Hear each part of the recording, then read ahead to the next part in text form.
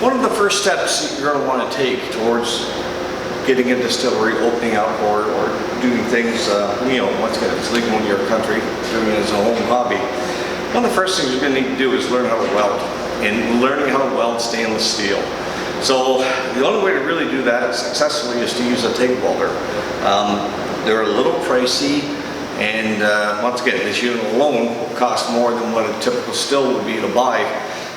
So be cautious of that. The other thing I would caution you on, and when I first started welding and learning to weld stainless steel, is the gas that is used. Now, the gas I used was a Carmex, and it's great for carbon steel, but it's horrible on stainless steel. So you need 100% argon, whereas a Carmex has some CO2 into it. So be cautious of that, especially if the guy that you're buying from doesn't have a clue. So that's it. You do need a good one, because you basically, if you're working with stainless steel, you're not going to get away with soldering. You're going to have to weld. So oxyacetylene or TIG welding is the way to go.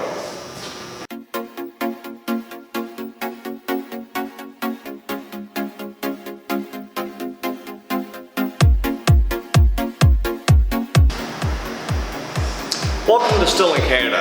This is the channel of our journey from learning, exploring, and understanding how to become a distiller. We're doing this under the guidance of another distillery when we started. Now we have our own distillery. We're starting back at the beginning, and we're going to start walking through some of this. Now, one thing I do want to make clear is we do not in any way support any illegal activity. Check your country's legal rules towards distilling. In New Zealand and in Russia, it is legal to home distill. And if you're applying and moving towards getting a distillery license, follow along. This is great information. We would like you to subscribe, share us with your friends, and on the bottom there's a little bell. If you can hit the notification on that, you'll be notified whenever we upload a new video. So let's get to it and see what's coming up. So this week was not meant to be a keg section. We discussed, and you saw this last week, but there were so many questions, and I'm seeing online so many, what do I get, why do I get? So a lot of people are saying the keg still. If you're doing a keg still, there's a fair amount of work involved, but it's a great way to go. It's a great way to learn your system and understand how things work just by putting it together. And you need to spend time thinking about what you want onto it. So this is a keg still. So we're back to the keg still, and you have to modify it. So there's some of the things you want to do to it. When it comes in, it's going to be dirty and everything else, so you're going to have to relieve the pressure. There's lots of videos on how to pop that ball out and how to depressurize this thing. Just make sure you have a cloth over top. If not, you're going to smell like very stale, shitty beer. Next is, how do you want to fire it? Do you want to use electricity into it? You want to do just a propane heat onto it? There are some options there. Personally, I say electricity. It's far safer, far more controllable, and you can, well, once again, we are indoors here, so you can do it indoors. Open flame indoors is never a good thing. So on this one, we cut out the front here so we have access to in here. And we're retaining the original hole in the 2-inch opening here. And the tri-clamp fit on that just perfectly. We put in a 4-inch clean out, and the reason for that is so I can actually reach into here and I can clean out and adjust things. And no matter what you're doing in distilling, 90% of what you're going to be doing is cleaning. So realize that if you're getting into this as either a hobby, if your country allows it, or as a business, 90% of everything that goes on will be cleaning. So also on this one, because I am electric, I do want to drain on the bottom. So I welded in a 3/4 inch drain down here, put on a shut-off valve, and then I put on some legs. Now you've seen on other videos, you will see how I've done that, some of the welding I did there. On this one as well, because I knew at some point in time I'd be doing a thumper, and I was very concerned, as well as I do run towers on this, I was very concerned about the pressure. And I've seen videos where you've watched whole systems implode or could explode. And so this one actually has a pressure valve onto it. So there's one there. So that's a vacuum and pressure valve. And you know what? For the price of these things, they're well worth it. It's just an extra weld on there. You don't need a very big hole in the inside. And if it ever cools down too fast, it can draw air in, not implode. And it can also open up and expel steam if it needs to. And once again, if you don't have gas, yeah, the steam's not a bad thing. It's got the two handles retained onto it. Say, this one's electric. So when you're doing your electricity, you're going to put at two different heights. So this one here is close to the bottom. I've left a little bit of gap in case there's sediment. So that's there because it is a concave or convex bottom, or concave bottom. Concave, convex, one of those two. So anyways, it's down there. There's lots of room here. So this element sits up a little bit. And over here, this element is up closer to the first stretch point there. So the intent of that is both of them will bring this up to a heat really quickly, and then I shut this one off, and I run this one alone. And keep this on a low manual heater now. That way there's always a steady stream of heat coming into it. You don't end up with any pulses within your column as you're working, or if you're working in pot still. So the two different heights. I've seen some people put them up here, and you know that can be an issue later on. There's other things. So keeping them fairly close together, keeping a box on them. All the electricity is locked away, sealed up. You know, you've got pressure fittings down here, so no water can get into there. And you know, tri-type fittings so they can come straight out. You can, I've seen where you drill the hole into here, tap this, and then you can screw your element in. The only problem with that is you can't really seal the electrical, and you're threading into a very thin metal. Now, you can probably come in through the 4-inch opening and maybe get a nut on the other end of it and seal it. That's a possibility, but I can't do it with my arms, so that's something you'd have to decide on yourself, and I would try that out first. That's the keg. And these things that I've been pressure tested, they're designed well. They've got strengthening ports where it needs them, and it holds an amazing amount of pressure. I don't remember the numbers. I think some of them will be stamped with the pressure on them, but they will hold up, and they will last forever pretty much. It's nice stainless steel. So, what can we do with this? And why did I choose this? So, you hear a lot of people who are talking about the copper stills and this and that. Really, last week you saw I talked about opening up liquor cabinet, having a look at what you want, and then deciding what still is appropriate for you. In this case, you still could be traveling with this keg still. And why? Because this is the most versatile still you could probably get or build. So, give me a second, I'll come back and I'll show you a pot still mode. Alright, so when you're building this, the one thing you'll notice right off the bat, once you have the ball valve out of here, is that the top 2-inch clamp surface is flat. There's no groove in this. And that works fine for tapping kegs and this and that. Those taps are set up to work with this system, but not so much with what we're doing. So check your, now I'll show you this a little closer. This is a PTFE washer, and you'll see that there's grids on either side. Well, that works great for our tubing and everything else, but when we come into the top of the keg, it's not going to work so well. You can buy online ones that have the ridge on the one side and they're flat on the other, or you can take your knife, just go in very slowly and peel it down so it's flush, and that works just fine. I use the PTFE simply because that is the hottest point basically within this, and it's hard, it's firm, and we know it's not going to infect any of our alcohol. Alright, so typically when I'm doing the pot still, I'm putting on a short column first. Now, you can call it whatever you want. I call this my puking column. So if my pot still pukes to any amount or liquid comes up into here, it will, as a rule, not travel past this point. Usually that's as high as it goes. But I also have a washer that goes onto here, and that goes in there. But this one actually has a screen into it, so you can see this. So, you know, that's a nice fine screen. Doesn't aid a whole lot in, and you can get coarser ones if you want. This one I found typically worked quite well. So I'll put that on there, and then I'll step up and do my next piece of columns. Now this one is typically going to be a little bit longer, and your size does size matter? I've always been told it does, but you have to decide what you want, what type of spirit you want. So typically about 30 inches, 36 inches is a good size to get a bit of reflux out of. And I do typically like a drier spirit, so even in my pot still, I do make my column a touch taller. So have that.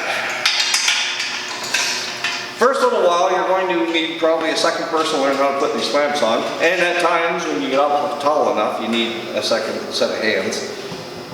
That goes there. Now, we have a lot of options with this column. We can go straight, and then now we can put on our crossover and go right down. And something else we can do with this is we can pack this a little bit. So we can create a bit of a reflux. We know we have a washer down here with a screen into it. So if I put any copper wool into here, and just give me a sec, I'll show you that. So if I want to create a bit of a reflux into here, I can put in some of this. So you just stretch this out, roll it up. Now this is a 2-inch column, so roll it up to about a 2-inch, where it's, you know, not overly tight, but, you know, a little bit of tightness into it. And then put that in. And, you know, this will take 1, 2, 3, 4, 5, 6. Could do it 6 times. I don't think I've ever done it that many times. But each one of these, each roll of these, is considered a theoretical plate. So if you don't want to build a plate system, which if you look at my past videos, you can see how we do that, you can always just throw in some of these. And this just cleans the spirit up. Plus it adds some copper into the system for the sulfates. And I prefer that down in this area, just to remove the sulfates from my mash. Sulfates are a real thing, but you don't need an all copper still to remove them. You know, just a certain amount of copper in there. If I put in 2 of these, that's probably more than enough to remove the sulfates from my spirit. I have had spirits, I've tasted it with the sulfate. And if you ever do taste it, you will never forget it. So keep in mind, this does make a difference. And yeah, it's easy enough to have. And I think it's eBay or Amazon. Amazon, I think I got these. Fairly cheap. So that'll give me a bit more of a reflux. Let's finish this off so we have a nice looking pot still. Okay, so now we've come down to the pot still mold. And in that we finalized everything we pretty much need. Now, if you're doing straight pot still, what's most important is the temperature of the pot itself. Alright, so you're looking at about 173 to 175 to pull off that nice ethanol. And that's what you're looking for. When you get up to 204 and you're about 50% on the parrot, you're done. You know, that's pretty much where I end up. So watch your temperatures, and once again, that 204 is also measured up here. I don't measure in the pot myself. You can put a probe in there to do that if that's your desire. I seldom, personally, don't really like that heavy, oily, and I find it rather harsh flavors that you can get from a pot still straight. I prefer to refine it a little bit. Hence the reason for the longer column and for, you know, packing it if I was going to do that. But I have my temperature controller is always on the top of my still. And the reason for that is I run a PID controller, and there's the PID controller here, temperature sensor hooks into here, and then I have 2 voltage regulators built in, and they run the elements separately. So that's a handy little unit. You'll see I've posted videos on how to build this as well. So it comes up, your vapor comes up. If you have some packed cotton or copper into here, it refluxes a little bit. Remember, you don't have a deflagonator up here, so the reflux coming is from ambient air temperature affecting this pipe. And as it normalizes, that's going to become less of it's going to have less of an effect onto it. But it's really nice at the beginning. So in the beginning, when it's not quite normalized and you're getting your force shots and you're getting your heads, the copper in here is actually condensing it. It's making it smaller, so you have to take less off of the parrot. Now, when you're doing your heads and that, you're going to have this open, you're going to collect all that down here. Don't allow the parrot to fill up. Drain it all off there. When you get to the point that you feel like you're getting some nice ethanol, then you can close your parrot up. This prevents smearing. So, that's something you want to avoid, because, if you put heads in with your ethanol, it's a waste. You're not going to be happy. So, avoid the smearing. I really should clean this. It's been a long time since I used this. Another thing to keep in mind is add a vent. Because if you don't add a vent, when you put your hydrometer in here, it's going to bob constantly, and you're not going to be able to get an accurate reading. By putting a vent into here, it allows this to equalize, and you get a nice smooth overflow. So that's it. That's a nice setup. This here is actually called a shotgun condenser. And just give me a second, I'll show you that. So you heard me say shotgun condenser, and that's what's in here. And what that is essentially a bunch of little tubes that the vapor runs through, and you have water coming in the bottom, flowing up and out the top. This way you don't end up with any trapped air bubbles up into here, and you don't have any locks. And it's really efficient for cooling. So there's what it looks like actually inside. Now this is the deflagonator I have, and it's just a little one. And that's actually all I need to knock down the 2-inch column. So the one I made originally was a copper one, and it was like this long. And I couldn't get the vapor up through it. So we ended up going with the smaller one, and this works a lot better. And like I say, it's more than capable of knocking down my whole stone here. All right, so now we're into a thumper mode. Now I do have a double thumper set up, but this is good enough for right now. So this is probably the most dangerous still setup you could have. There's a few issues with this one. So let's just walk through quickly what we have. We've got our small puking column, of which I've actually had puke carry over. That's why you have a screen. So I have a screen in here now, and then I have my T with my temperature sensor. Once again, I'm still running the controller, and I come over. There's no deflag into here, and I don't have any condenser in this area. It comes down into here. Now I've gone with copper into here because of some of the work that's going on in here. And here we have another keg. So the one thing I think I would like to do with this is to put a little electric element into this and bring this up to almost temperature. Now, the neat thing about this, and typically I'll use this for doing a rum because I'm after that heavy, oily flavoring. So, putting a little element into here, I'm going to have this about 2/3 full of heated liquid. And if I'm doing a rum, I could have a dunder into here. I could have some sugar wash into here, some molasses wash, even a maple wash into here will add some flavoring. If you're doing a moonshine, you're doing a thumper, you can do it using adding flavors. And all this is, and if you see the video of where I made this, you'll know that I wish I had made it bigger. I made what I had available and it works. So I come in with a 1/2-inch tube, and that 1/2-inch tube goes right down almost to the bottom. And then from there, it's got a level, a little over half, 2/3. It bubbles up through that, picks up some flavoring, refines itself a little bit, and then it comes through a bigger column here and continues on. So, like I say, this does have some value in the fact you can do some infusion flavors. It was designed primarily to smooth out and to even out the alcohol steam coming out of a fire run still. So the day of it being a necessity is very limited. in my opinion. A lot of people have some great opinions about this and some very strong ones. For me, the only use I see for it really is to do flavoring, which I can do in other ways, or to use as a, to put the dunder in and to do it for a rum run, which gives me that flavor. But I'm going to be trying some other things there as well. So for now, this works well. Be cautious with these things, because up until this point, and even past this point, we'll show you the other setups. All the other setups have been open setups. So when you breathe in the end of the pipe, you can actually hear it inside the tank. The air can flow right through. There is no blockage. In any type of thumper setup, you have a closed system. So the vapor coming out of here goes underneath the liquid. It's a closed system. If I blow in that pipe, I'm just going to make bubbles in this tank. That's it. So that creates a very large issue. Hence the reason why, once again, make sure if you're going to run a thumper, you have some type of a vacuum, steam let off or something.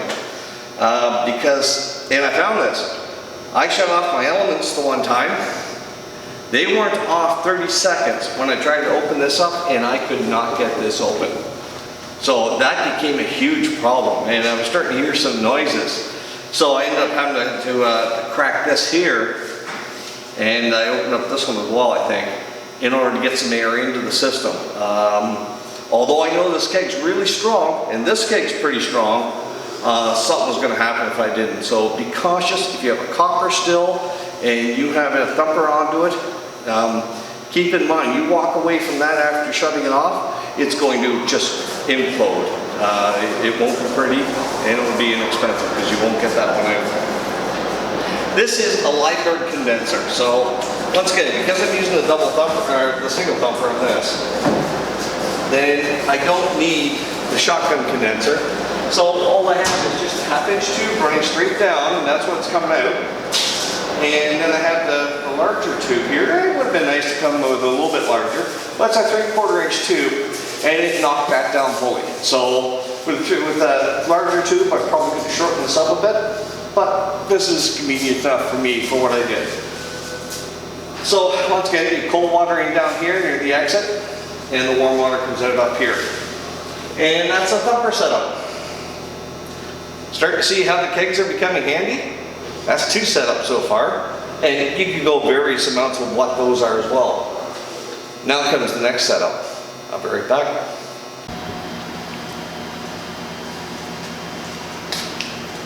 All right, we're almost getting near the end, and you can already start to see the versatility of this little Keg Still. They are exceptionally versatile, and they'll let you do everything you want. So right now we've got it set up in a plated mode, and somehow I lost the gasket at the bottom, so it's a little wobbly. So you'll see the 3 bubble plate chambers. I have 6 of these.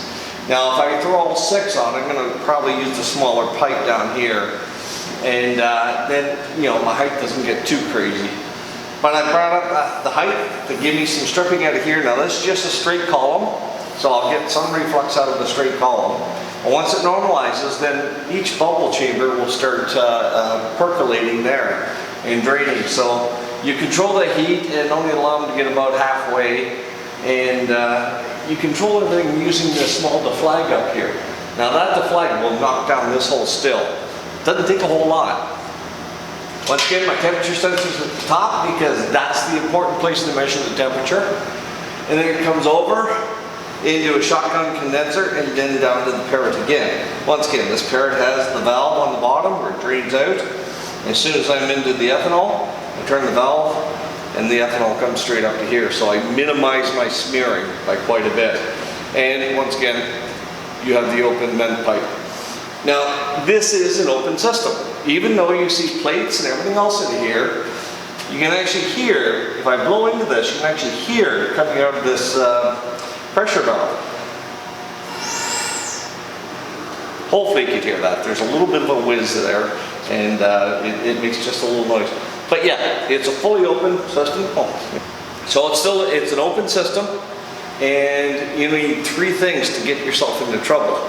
You need pressure, for sure. And in the thumper system, you'll have that.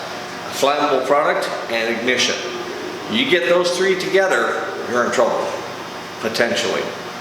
Take one away and it's fairly, benign. So if I don't have any pressure into this and a fire does break out, I can control it with a fire extinguisher. I'm fairly safe here to some degree. You take other precautions to make sure you don't do a flame. But if I have a pressurized system and it explodes, there's nothing I can do. It's hopefully I'm not, I'm always by it, that's the problem.